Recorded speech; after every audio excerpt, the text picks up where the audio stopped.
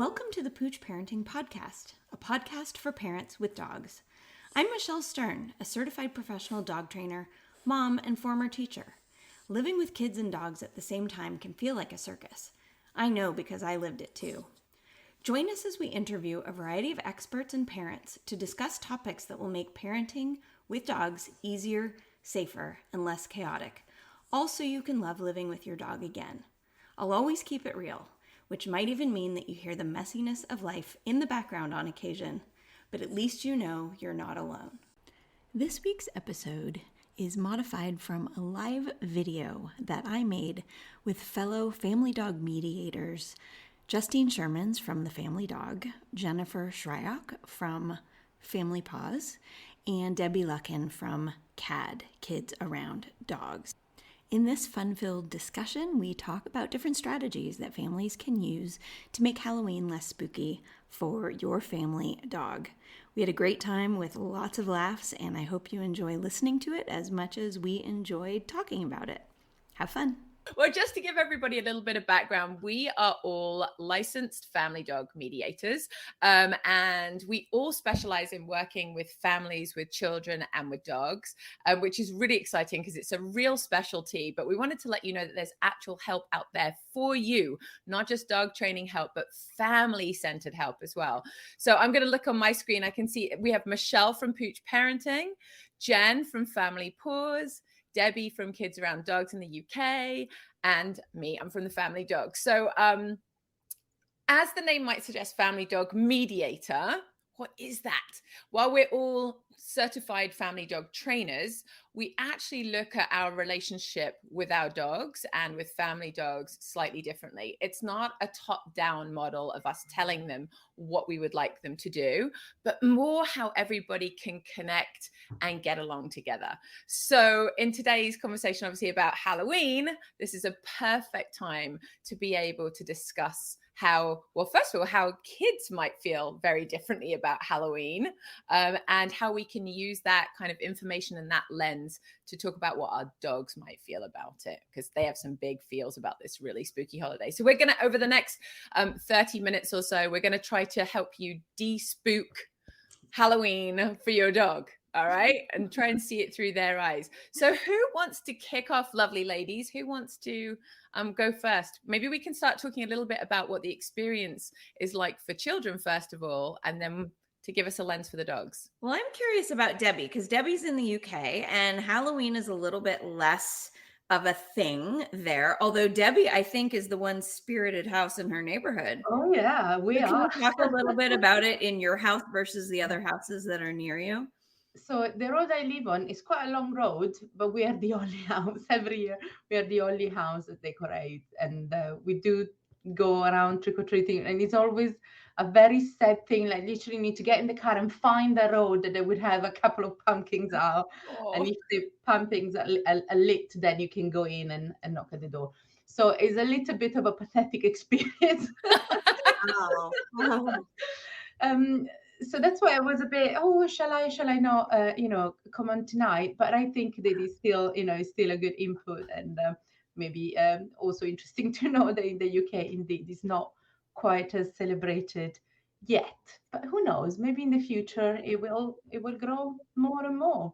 But I think you have a lot more fireworks to contend with than we do in Yes, our country. So I do think that you're a really good person to talk about some of the risks that happen with dogs during a holiday when things can frighten a dog. So whether it's, the scary sounds of like crazy Halloween, people saying boo or wearing weird costumes or, scary music, or fireworks, like what you guys deal with a lot. What would you say is one strategy to help a dog when they feel like they might bolt? How do we keep that dog safe in a home? Well, we always say, like this time of the year, maybe Justine remember when she lived in the UK, we celebrate the 5th of November. And so fireworks is like on the whole time from now, basically. It's almost like every evening. So always make sure that like the gate is locked, the door is locked, that kind of things. So in case you are out in the garden with the dog, it can't just, escape from the garden. And that's the other thing. try to go out with your dog in the garden or for a walk before it gets dark, because the second the sky turns a little bit dark, that's when they start. It's like they're waiting for it, and it's actually unbelievable. And when I go and do some school talks, I always speak to the kids and say, oh, maybe tell your parents not to have fireworks in the garden. Get in through the back door. That's a good way to do it, right? Exactly. And it's the same thing with Halloween, actually. That's a really good point about taking dogs out before it gets dark and before things get scary, so that they've had chance to have a run around and a play, and then they can come back inside and know that they're safe. Mm-hmm. Yeah, and you don't have potty accidents in the house because they've been holding it for so many hours, you know? And they might ask, I want to get out, but not now. It's too late now. You're going to get in trouble. Yeah. Absolutely. And microchipping your dog is really important to make sure. I'm sure that you have the same setup as well in the UK as well. So if anything does happen and you do lose your dog, that you know that there's a way that you'll be able to get them back to you as soon as possible. I also like a double barrier. I'm sure you guys think exactly the same thing. So it's not just the front door in case, I mean, we know kids leave the front door and the back door open, in and out. And especially if you've got trick-or-treaters, having a gate your dog behind, so that if the door's left open, that they're not going to run out and you're not going to lose them, because it's a scary time to be lost. It is. I was going to mention cats too, but the other thing I wanted to mention, and I'm super excited about this, I'm seeing a bigger trend, so let's hope that we can expand on this. A lot of people really setting up their Halloween at the end of their driveway, so that no one's even having to come down the door to the door. Now, I know our neighborhood's been doing this for years, that we all have fire pits and we all have tables. They have pizza out and all sorts of adult beverages. It's a party. I'll video. It's great. It's a big party. But it prevents, we started doing it for the simple sake that it would prevent people from coming to our door and getting the dogs all wound up. So the dogs are inside with a nice treat or in their own space. They don't even know what's going on. Right. And so that's just phenomenal. And I hear other people doing it. I thought it was a unique thing to my neighborhood, but it's happening in other places. And I think that's brilliant. I really love it. So were you the ringleader of that then, Jen? You started it and got your neighbors on board. So you just have to be like the party central. I did. We started just having our fire pit at the top of the driveway, and we had some beverages for other people and everything. And now our whole neighborhood does it. And now the new neighbors, everybody knows to do it. How wonderful. Awesome. Well, what I was thinking about is that even if your dog isn't particularly prone to escaping, your dog might be susceptible to chronic stress of like doorbell. And if you just eliminate that entire thing, then I could see how this night is zero different from any other night, because maybe they hear people talking outside, but it's really not a particularly stressful experience with people constantly coming to the door and the door open, close. And you could put some nice music on, make it very zen, give them something delicious to chew on that they can't resist, a big fat marrowbone or a stuffed food toy that they can get into, and they don't know you're not out to dinner. We don't have a really long driveway, but it does work really well. And for neighborhoods that it works well, it can save all that, because how many times do we hear of people complaining about doorbell reactivity, and poor dogs, they get super scared, and the chances of running out, and and the kids who want to just come up to the dogs and everything else, it just prevents a lot of the stress of that evening. Yeah, I would say that one strategy that I've seen be pretty effective in homes where you can't sort of do it as a block party style is what they can do is they'll sometimes have an X pen set up on the inside of the door. So it's almost like like an airlock sort of. And I've seen actually like one parent, sometimes it's like a dad or a grandpa or whatever, who's sitting in a chair inside the X pen, so they open the door and they're like right there ready to go with their big pot of candy or whatever, and the dog can't get to the actual door because whoever is greeting the guests is like right contained with like, and that's what you were talking about before with sort of those double barriers and stuff, like, oh no, if you escape through that door, you're foiled, and I've got you somewhere else, right, where I can catch you from running out. That's perfect. I thought that was a pretty good strategy, but I prefer what Jen's doing, because if I can just eliminate the whole stress of coming to my house and my door anyway, then maybe that's better. And maybe you don't have a dog who's really stressed. Maybe you don't have a dog who's stressed or a dog who would likely run out of your front door, but a dog who just wants to be in every single interaction and they want to come and jump up on the kids. And now you've got to manage it. And even if they love kids and they want to be a part of it, just the costumes that the kids are wearing sometimes can be a little spooky or have dangly things. And dogs love all that stuff or don't love it. And we don't know until we get into that situation. And then it's too late. Yeah. You don't want the costume to turn into a chew toy or scare a child. I mean, Debbie is really good at helping kids overcome fear of dogs. But in the meantime, let's try to prevent them from becoming fearful in the first place, right? This is not a toy, even though it's dressed like one. It looks like a big stuffy, but there's a kid in there, you know, and I could see how some puppies in particular would just be like, yeah. And we can also get the kids involved in preparing something yummy for the dog. Like, I don't know if you're allowed to say any names, but like the Kong, for example, the kids can help preparing them and get them involved in that as well.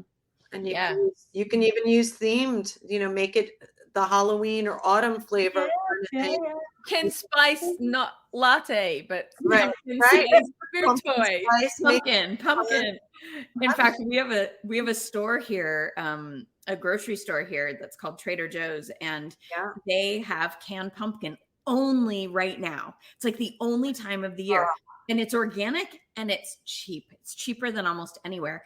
And so I look a little like a hoarder this time of the year because I'll just buy a bunch of cans and stick them in a cabinet because you can't get them other times of the year. But it's really great. It's a nice spreader on a licky mat or as a topper and a Kong and stuff. And you were mentioning having the kids get involved. I was even thinking a fun sensory activity for some of our younger kids who love to get messy and are working through some of those fine and gross motor skills. They can use their hands and smear it over dog treats and pop those in the freezer. They could put little, I don't know, what could they use for ghosts? They could make it thematic. I don't know, what would we do? For ghosts or goblins or something spooky. Something green. Maybe it could be like chopped up little pieces of Brussels sprout, some cooked Brussels sprout. Yep. Why not? Green scary. Kids are scared of eating them. I don't know if dogs would be quite so scared of eating them. But using, paintbrushes to paint things with some of that pumpkin spread and paint that licky mat, that can be a nice activity. Freeze it, and that'll be great for prior. Pumpkin's the best, isn't it? It's not only delicious to dogs, great for their digestive system.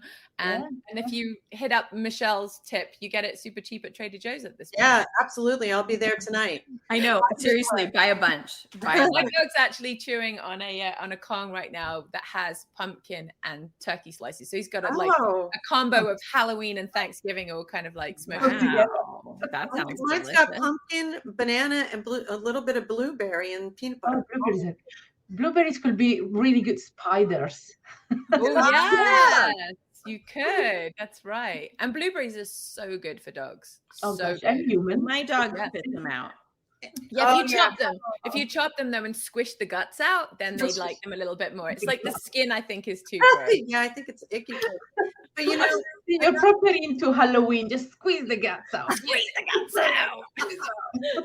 Another sensory activity. The other thing that I run into a lot, and I wonder about you all, is children that are dressing up in costume, and then they have their dog who is a part of the costume. I know. And they're so excited about this. I see it every single year, and we can guess some of those costumes. Dorothy. Yeah. Happens every year. The Harry Potter double-headed dog as well. I've seen that one quite a few times. Yes. Either. It makes my heart sink a little bit. That's so much stress for the dog, right? Can we talk about that a little bit? What are your I see your thoughts, but let's talk about why we feel so about it. Well, I think consent is a problem, right? Where we don't always ask our dog if getting dressed in human clothing is something they want to participate in, right? So some dogs put up with it. Yeah. But I think that's pretty low of a bar. I think we can expect more or wish more, right? That our dogs actually have fun. I think, even like I've seen people really go crazy with super awesome bandanas. A lot of dogs find those less intrusive, and they can be so cute and adorable. And there's a million Etsy stores even that sell fun stuff.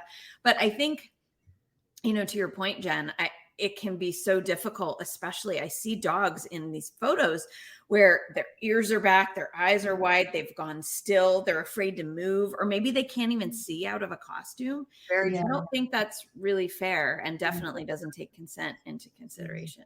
And one of the big things that I know that we all have in common and is at the center of everything that we teach is how to read your dog's body language. Right. So how to understand the difference between when your dog is actually having a good time and when they're really struggling. And actually, it's really crazy. I don't know about the rest of you, but when I very first started, like this is 20 years ago when I started working with dogs, I had actually been training dogs for probably a couple of years before anybody talked to me about reading body language. So it's not surprising that everybody in the general public, just regular dog owners that don't do this as their job, wouldn't be able to spot the signs. And there are probably on all of our websites, we have something that you can come and find out about dog body language. But it is literally the pinnacle. I always think about it like as a parent, if you couldn't read what your kids were saying to you, if you couldn't tell the difference between a smile and that verge of tears, or that costume that's kind of bugging them that they can't wait to get it off. If you just didn't know it and you weren't there to be able to help them out of it, alleviate the problem, or to say, just leave it on for a minute and we'll take it off at home, or you know what, you don't even have to wear it, just put your sweatpants on and we'll go out like that, wear your scarf and that'll be fine. But I think that's something that would be really wonderful for parents to know, that there are resources out there to be able to see how your dog's feeling, not just at Halloween. I mean, really our goal is for you to be able to see every day, every minute of every day, how they feel about things. But that's huge for me. So let's just piggyback on that, Justine. So let's maybe Jen and Debbie, you can share like two of your like red flag body language cues of a dog that's feeling uncomfortable, because just in case people don't know, let's empower the people who are seeing this to walk away with just a couple of cues of like, oh, I never thought of that. Jen, why don't we start with you? So I would definitely say yawning. Yawning is a big one. And I see it all the time. If someone's put something on the dog, maybe hat or sunglasses, and the dog is yawning, and that's a big one. Or sudden scratching. Like, I am so busy with this itch here, I can't possibly notice anything else. Scratching is a big one, along with probably licking themselves, but scratching and yawning, really, really big ones that I see quite a bit. And that yawning, Jen, is not like a morning yawn. No, it's got that. Can I do my impression of my doggy stress yawn? Yes, do it. The yawn is going to be in combination with things. So you're going to see other things, and it's a feeling you get about it. That's the thing with the body language. You do feel different things. Like it's different. It feels different. But with yawn, you're going to see tension in the face. It's not a relaxed kind of, I just am getting up and shaking off. Yeah, it's not one of those. And it seems a bit out of place in a way. Where are you yawning now? Kind of thing. So I would say, what just happened? What just happened? When I notice a yawn in a dog, I ask, what just happened?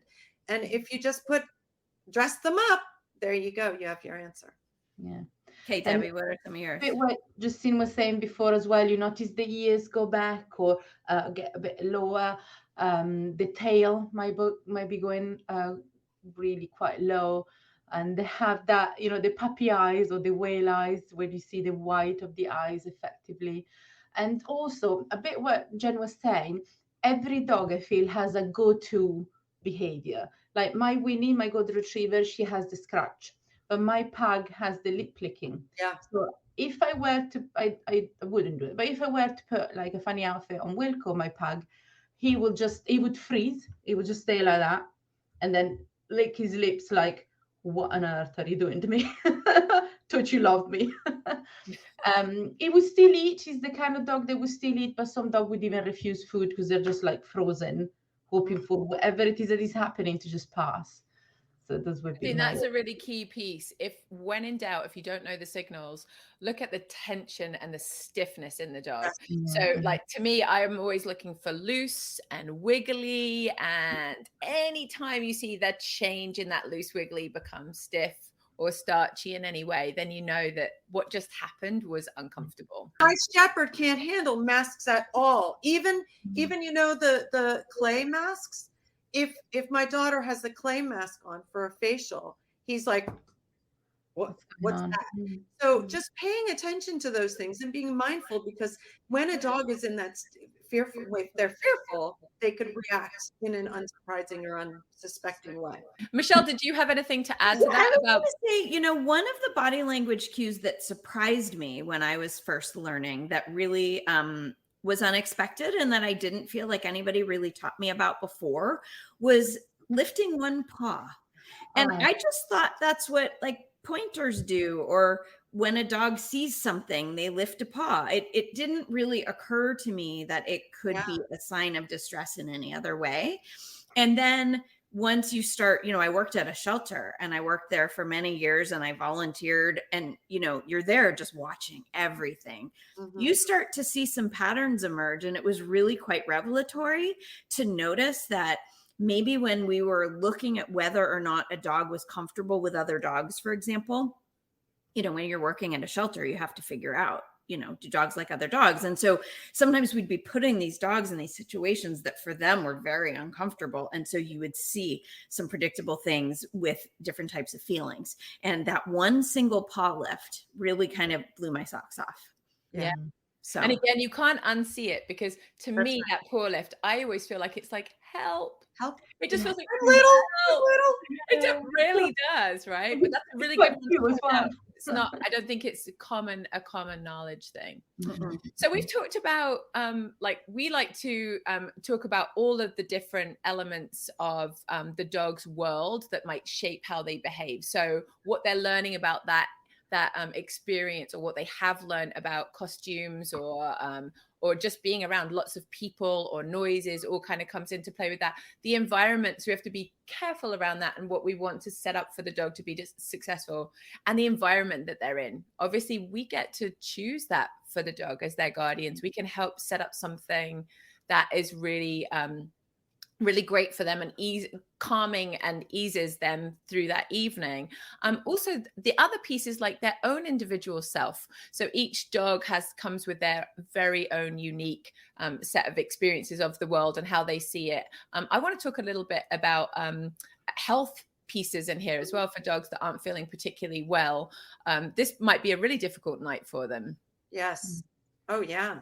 Especially if you think about someone putting a costume on a dog that has any kind of physical sensitivity or allergies, skin allergies, that kind of thing, something that might irritate them. I think about that a lot. Yeah. Mm-hmm. And if they are in any kind of pain, they might already be, a little bit moody as it is, because they're not very well. You put everything else on top of it, it's just, a recipe for disaster, and also very unfair on them. Related to that is thinking about a dog if they have any visual or hearing issues, right? Those kinds of things as well for our senior dogs. This could be harder. That especially with like fireworks and thunderstorms and things, the older things can kind of get a little more sensitive, and paying attention to those things as well. So anything that's going to make it more difficult for the dog individually. They just need an extra level of protection, don't they, at this point? Just for somebody to stand up for them and kind of advocate for them, or just take them out of the fray so that they don't have to be a part of our crazy holiday. Because to them, it just doesn't make any sense. That's right. At all. We're all just lunatics running around with one day a year candy. I think some people are lunatics every day of the year, Jen. Let's be honest. How often do you really put on that horse? Tell us the truth. It is quite close, isn't it? Yeah, I know. So what about right there? Yeah, it's right here. Safety things too.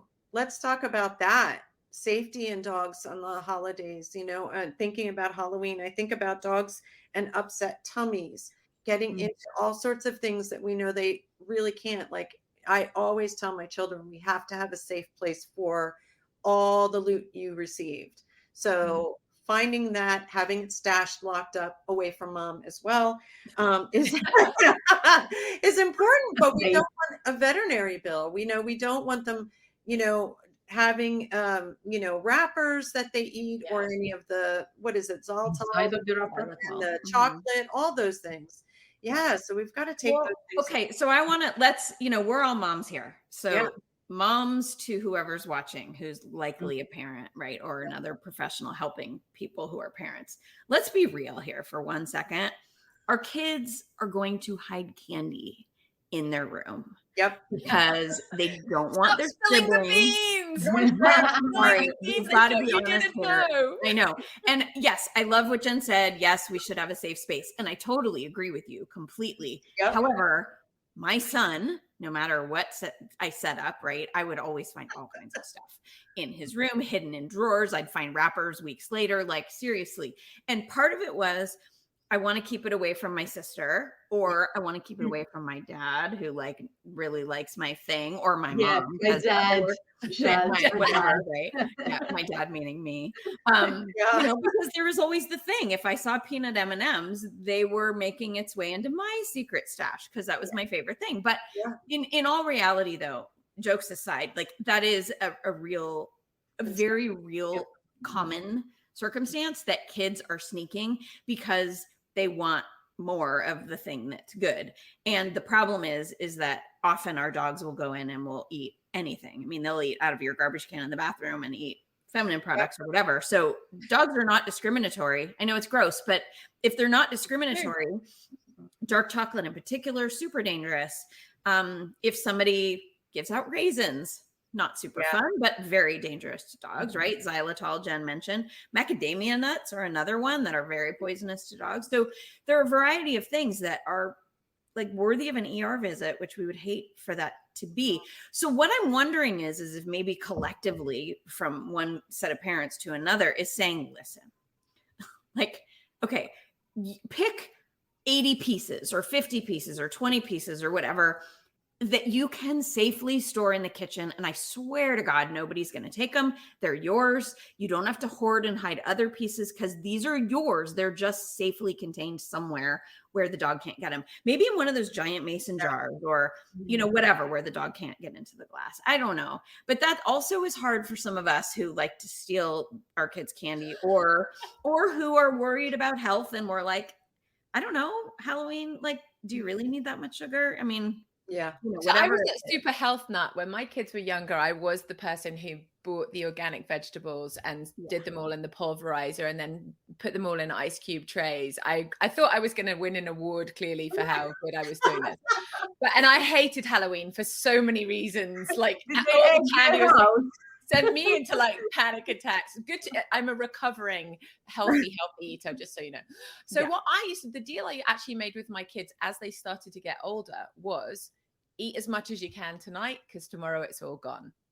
And so they used to just like, they would eat quite a lot, but they still couldn't eat loads because we didn't have loads of candy in the house anyway. So I think they got sick pretty quickly of it anyway, but that was my deal because then I could be sure it would all be put away. I'd throw it away or I'd give it to the dentists take it quite often. That kind of thing. So but that might be a solution for the stashing. Just get it all over and done within one night and then move on to Thanksgiving. I don't know. I must say my daughter Molly, she counts them. Like there is no way one can go missing. Like you will know. She's like, I mean, she doesn't care about anything else but no one touches my sweets. Can she even tell when we've taken a bit of her Easter egg at Easter? It's there. Oh my gosh, are you kidding? No one can come close. She can sniff you out. She's like one of the dogs. She sniffs you out. Have you been around? No, I know you have. She's the sweet police. So she keeps. She's one of those kids, and luckily there are some, and somehow I got one. She keeps them locked because she's scared of us and the dogs. And now we have a cat as well. The cat wouldn't eat it, but it might play with it. Or, Rapper. So does she categorize them too, Debbie? Is she one of those, not only do I know how many I have, but I sort them by color, by type, or other things too? No, she sorts them. I like them. I like them a bit less. I don't like them. but You I'm can have still gonna eat them, so don't touch them. Oh, That's right. I was hoping she was going to Still palm can't those throw them off onto away. you, but No, no. no. Still gonna eat them, so stay away. Our Gonna male keep person, our male person often gets bags. We put them either there or to the firehouse. Nice. it up. Like in the mailbox, like in a Ziploc Yep, bag, like yep. enjoy. Oh, they probably love that. Yep. Why So I'm not? guessing the kids in the US get a lot of them then, like It's loads. outrageous. It depends. Outrageous. Yeah. Pillow It can be cases. crazy. Really? Outrageous. Okay. Like, Yeah. Although I have heard some really sweet, like Justine was talking about, I remember our dentist and orthodontist would trade you and they would actually give you money, like hard cash money for like per Huh? pound of candy you turned in, you could get like Really? $1 or whatever. Wow. But there are also some organizations that will collect the candy and send it overseas The to truth. military personnel, Oh, which I yeah. think is like the To sweetest the thing poor ever. British children that didn't get any. So, No, I think it's for the like the adult soldiers and stuff. But either way, I mean, it's, you know, I'm very much like, as a Jewish person, I'm like, I love you through food. Like, I love you, eat, right? And so the idea that you could be like, here, have some candy, you're working really hard to like protect our country, Right. it's just like a very nice sensibility to me. yeah. But I was also like you, Justine, because at the time when my kids were really little, I had a cooking school for children and we focused all on real food, like actual real food that we could identify. And so for some of that stuff, I was totally like you. I was like, oh my God, the amount of chemicals our kids are ingesting Right. now is so gross. Yeah, Exactly. I was right there. Yes. It's a crazy road to go down because you can go really deep deep. down that road. Exactly. I was deep. Too I intense. needed to be like, reel her out. She's I in the know. hole. Let your kid have a piece of candy. They won't die. It was ridiculous. Yeah. Right. Prevents rebellion later. How is it like? Because you have, how many children do you have, Jennifer? I forgot now. Is it 4? I have 4. 4. So, and how is, because obviously, you know, I only have 1, so it's a bit different for me. I can't even imagine having 4 and all those sweets. Did you handle it the way you said before? Or how did you handle having 4? We handled candy coming back in. They would all sit down and go through their loot. That was always the thing. So we usually had not just our kids, but neighborhood kids. We always seemed to have sleepovers on Halloween and we would go through everything and divide it up. And then we would have kind of a day, kind of like Justine, but then we'd also donate a lot, but it was kept in the kitchen. It was all the pillowcases, or we would put we use pillowcases all the time for our trick-or-treating, and we would keep them in the kitchen. There's And that many, Debbie. There's that much. You know, Molly had this little like cauldron kind of thing. It's about literally like this big, and it's never full. Like, But never. you're also driving around to like 10 houses in fine. full length. And Jen has 30 houses in one street, right? In one They're block. all going to Jen's house anyway. Yeah. You're welcome. We have a great time. I'm telling you. You probably have to buy it at Costco. Yep. Yeah. Big bags. And what about the ones that you leave out? Because we always, every year without fail, we do prepare a thing, a jar, whatever. We leave it out. One year it got stolen, literally. But anyway, we leave it out, and when we are around or while I prepare it, obviously it's on the counter, so there is no risk for the dogs or anything.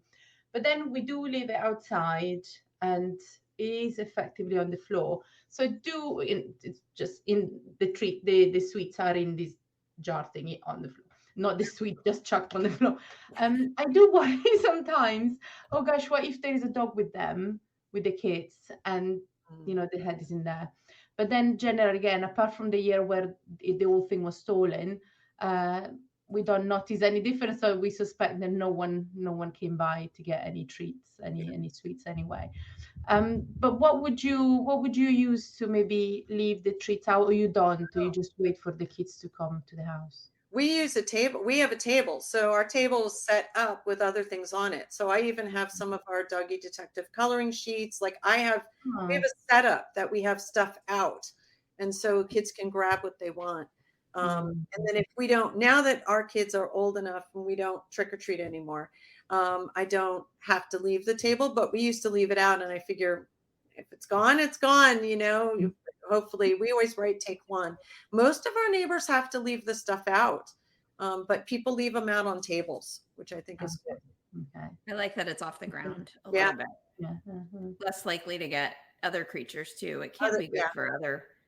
I don't know if it's Very toxic, good, but like yeah. raccoons. Squirrels love a good Kit Kat, Michelle. They love a good Kit Kat. You're gonna fight me for the Almond peanut joys. M&Ms. I'm telling you. Almond joys. The rats. In there. Oh yeah, almond joys. Exactly. All right, we probably better wrap this up. It's been so much been fun fun. talking, though. So fun. Is Oh, there thank anything else you. that we want It's so to good. just quickly sneak in before we say goodbye, or do you think we've covered everything? Fun. Have fun. Do it Yeah. safely. Yeah, that's true. Enjoy it. Enjoy Yeah. it. Fun. And leave your dog home. Your dog does not have to trick or treat with you. No. It's just too scary. Yeah. My last thought that I actually just forgot to say earlier on, but is have a plan. Like before, as Halloween's kind of coming up, we've got a week. What have we got? 10 days. Have a plan. Think about what it's going to look like and try and see it through your dog's eyes and how they might experience it. And if you really think your dog would really appreciate being by themselves or away from the action, then make sure that you can give them that. Because if you don't look after them in that way or give them the that ability to be just calm and quiet, then who will do it for them? That's what I always think about. It's like nobody else is going to step up to do that. So if you have that kind of shyer, quieter, sicker, older, not so sociable, really rambunctious, whatever kind of dog it is that wouldn't do well in this situation, it's not a fail to say, hey, you know what? We're going to park you for the evening. I am thefamilydog.com. We all have we're all family-ish. So thefamilydog.com. Jen? I am familypaws.com. Debbie? Kidsarounddogs.co.uk. And I'm poochparenting.net. Thank you so much for joining. Thank you. Bye, Bye-bye. ladies. If you enjoyed today's episode, please rate and review on your favorite podcast app. If you're a parent and you would love someone you could talk to about your kids and dogs at any time and be part of a great community of other like-minded parents, please visit www.safekidsanddogs.com so you can learn more about the Pooch Parenting Society.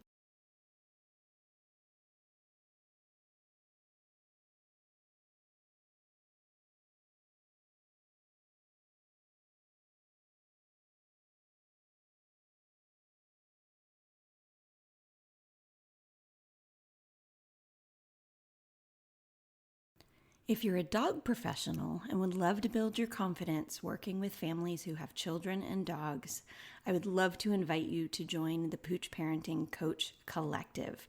To get more information or to join the waitlist, please visit www.safekidsanddogs.com/coach-collective.